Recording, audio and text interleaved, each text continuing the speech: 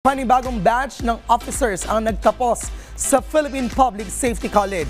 Isang muling grupo ng mga susunod na public safety officers sa bansa na magiging kaagapay ng mamamayan sa panahon ng takot at sakuna. Kilalanin natin sila. Sunog, bagyo, lindol at pagsabog ng bulkan. Ilan lamang sa halimbawa ng mga sakunang patuloy nating nadarama at iniinda. Pumipinsala sa ating mga kabuhayan, pati na rin sa buhay ng iilan.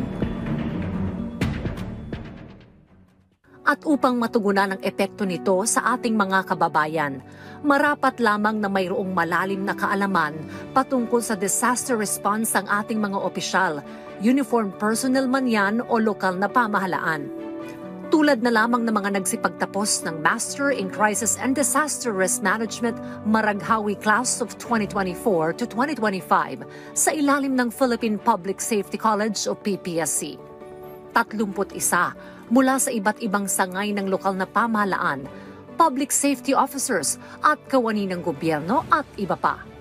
Now you have the information, the skills, the critical thinking abilities to make way through a world that is becoming more complicated as a result of climate change and other factors.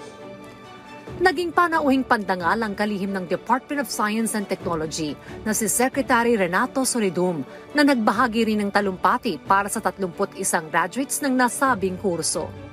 Let your actions be a testament to your name, the noble guardians of the new Filipino generation. Build a future where resilience is part of our daily lives. Kita nga ni Governor Onavion at Isabel Occidental, we need to serve everyone, including the last, the least, and the lost.